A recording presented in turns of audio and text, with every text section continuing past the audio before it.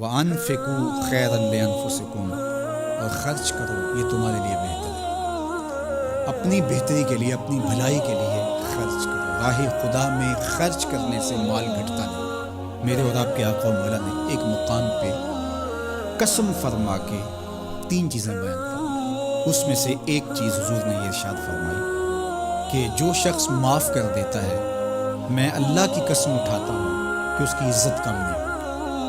دوسری بات یہ ارشاد فرمائی کہ جو مانگنے لگ جاتا ہے، سوال کا دروازہ کھول لیتا ہے، اللہ اس کے لیے محتاجی کا دروازہ کھول دیتا ہے۔ حالات سخت بھی ہوں، اگر قابل برداشت ہوں تو ان کو برداشت کرنا چاہیے تاکہ سوال کی عادت نہ پڑے۔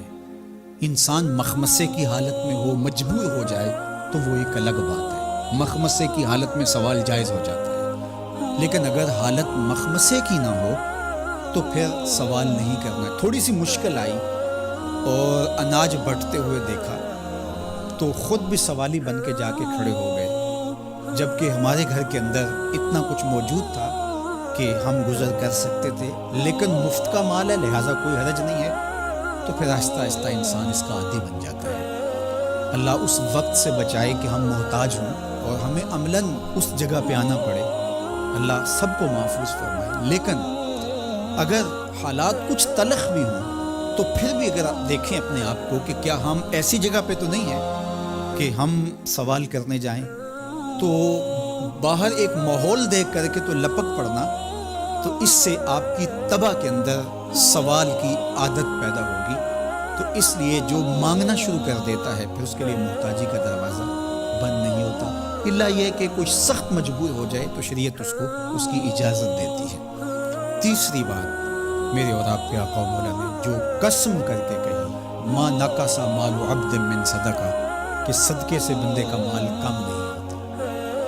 آپ کا اکاؤنٹنٹ کہتا ہے کہ اگر اتنے پیسے اتنوں سے نکال دیے گئے تو باقی اتنے بچیں گے، کیلکولیٹر کا حساب بھی یہی ہے، لیکن میرے محبوب فرماتے ہیں کہ میں زمانہ دیتا ہوں کہ صدقے سے مال کم نہیں ہوتا، تو اس لیے تم راہ خدا میں خرچ کرو گے تو میرا رب کہہ رہا ہے خیر لانفس، یہ تمہارے لیے بہتر ہے۔ تمہیں لگتا ہے کہ اتنے کم ہو جائیں گے، لیکن ایسا نہیں ہے۔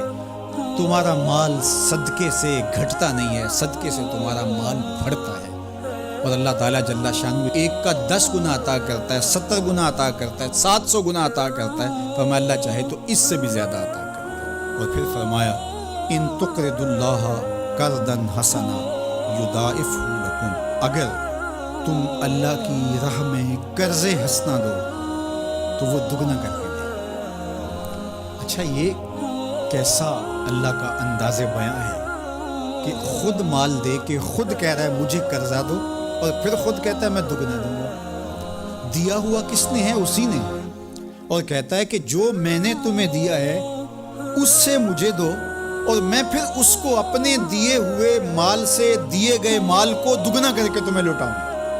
اللہ اکبر۔ اور پھر فرمایا وَيَغْفِرْ لَكُمْ، اور تمہیں بخش بھی دوں گا۔ وَاللَّهُ شَكُورٌ حَلِيمٌ، وہ شکر گزار بھی ہے اور حلم والا بھی ہے۔ اللہ اکبر، وہ بردبار بھی ہے، وہ تمہارا شکر گزار بھی ہوگا، تمہیں دگنا کر کے بھی دے گا، تمہاری مغفرت بھی کر دے گا، اور تمہارے مال میں کمی بھی نہیں آنے دے گا، اور یہ بہتر بھی تمہارے لیے ہوگا۔ یہ تمہاری آزمائش تھی، تمہارا مال تمہیں دے کر تم سے مانگا، اور جس کے لیے مانگا اس کو اللہ ڈائریکٹ بھی تو دے سکتا تھا، لیکن کہا کہ اس کی آزمائش ہے کہ اس کو غربت کی بھٹی میں ڈالا گیا۔ تمہاری آزمائش یہ ہے، تمہیں فراوانی دی گئی۔ اب دیکھیے کہ وہ آزمائش میں پورا نکلتا ہے، تم آزمائش میں پورے نکلتے ہو، دونوں آزمائش میں پورے نکلتے ہیں، یا پھر تم نامراد اور ناکام ہو جاتے ہو۔ اللہ اکبر۔